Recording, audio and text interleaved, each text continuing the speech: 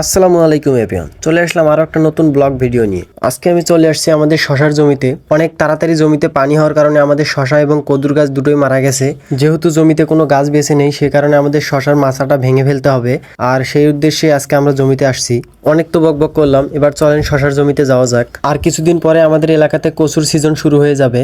দেখতে পাচ্ছেন আমার সামনে দুইটা কচুর জমি আছে, সবগুলো জমিতেই কিন্তু পানি জমে আছে। এবার আমাদের এলাকায় কচুতে মাটি কাটার যখন সময় হয়েছিল, ঠিক সেই সময় বৃষ্টিও শুরু হয়, যে কারণে অনেকে সঠিকভাবে কচুতে মাটি কাটতে পারে নাই। অনেকে আবার বাধ্য হয়ে গরুর হাল দিয়ে মাটি কেটেছে। কথা বলতে বলতে চলে আসলাম আমাদের শশার জমিতে। এই জমিটা প্রায় 1 বিঘা মতো। আপনারা হয়তো অনেকে আমার একটা কদু বিক্রির ভিডিও দেখেছিলেন। সেই কদুগুলো আমরা এই জমি থেকেই নিয়ে গিয়ে বিক্রি করেছিলাম। কাজ যেহেতু করতেই হবে, বসে থেকে লাভ নাই। এক পাশ থেকে শশার মাচার সুতা বের করা শুরু করে দিলাম। প্রতি বছরেই আমরা এই একই সুতা ব্যবহার করে মাচা তৈরি করে থাকি। এই সুতাগুলো প্রথমে যেরকম ভাবে দিয়েছিলাম আবার সেই রকম ভাবে বের করে নিতে হয়, তাহলে এই সুতাগুলো দিয়ে পরবর্তীতে আবার মাচা তৈরি করা যায়।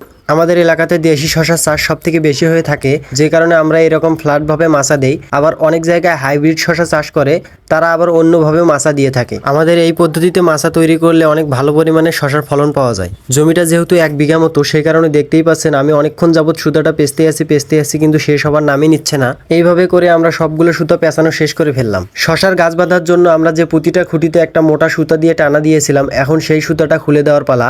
আমার ছোট ভাই রিয়াদ খুঁটিগুলো থেকে সুতা নামিয়ে দিচ্ছিল, আর আমি সুতাগুলো পেঁচিয়ে নিচ্ছিলাম। দেখতেই পাচ্তেছেন আমাদের অর্ধেকটা জমি সুতা পেঁচানোর কাজ শেষ, আরও বাকি অর্ধেকটা জমি সুতা পেঁচানো বাকি আছে, যেগুলো আবার পেঁচাতে হবে। আজকে অনেক রোদ এবং গরম হওয়ার কারণে হাঁপিয়ে পড়েছি, যে কারণে একটু ঠান্ডা জায়গার দিকে যাওয়া শুরু করে দিলাম।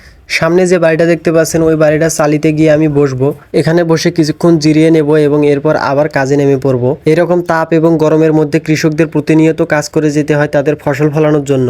তারপরেও ফসল উৎপাদন হওয়ার পর তারা ন্যায্য মূল্য পায় না। জমি থেকে সব কদু তুলে নিয়ে যাওয়ার পরেও কিছু কিছু কদু রয়ে গিয়েছিল, যেগুলো আজকে মাচা ভাঙার সময় আমরা তুলে এক পাশে রাখছিলাম। মাচা ভাঙার কাজ অর্ধেক বাকি রেখেই চলে আসি বাড়িতে, কারণ আজকে শুক্রবারের দিন, নামাজে যেতে হবে। আজকে মসজিদে যেতে একটু দেরি হয়ে গেছে। যাই হোক, নামাজটা শেষ করে আমরা আবারও শশার জমিতে চলে আসি। আসার পরে বাকি যে অর্ধেক জমিতে সুতা পেঁচানো বাকি ছিল, সেগুলোও পেঁচিয়ে নিলাম। এরপরে জমির চতুর্পাশ দিয়ে যে বাঁশের ডাবগুলো দেওয়া ছিল, সেই ডাবগুলো ঘাড়ে করে রাস্তায় নিয়ে যাচ্ছিলাম। সবগুলো বাঁশের ডাব রাস্তায় নিয়ে যাওয়ার পর এবার খুঁটিগুলো নিয়ে যাওয়ার পালা। অতিরিক্ত পানি হওয়ার কারণে যেরকম কিছু অসুবিধার সম্মুখীন হয়েছিলাম, সেই রকম কিছু কিছু সুবিধাও পেয়েছি। যেই রকম এই খুঁটিগুলো তোলার জন্য আমাদের প্রত্যেকটা খুঁটির গোড়ায় কোদাল দিয়ে খোঁড়া লাগতো, সেখানে এখন হাত দিয়ে তোলা যাচ্ছে। খুঁটিগুলো তোলার সুবিধা থাকার কারণে আমরা অনেক তাড়াতাড়িতেই খুঁটিগুলোকে রাস্তার পাশে নিয়ে গিয়ে রাখি। তবে জমিতে একটু পানি ছিল, যে কারণে আমাদের হাঁটাচলা করতে অনেক সমস্যার সম্মুখীন হতে হয়েছে।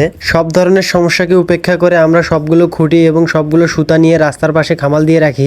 অবশেষে আমাদের শশার মাচা সম্পূর্ণ ভাঙা শেষ। দেখতে পারতেছেন জমিটা একদম ফাঁকা হয়ে গেছে।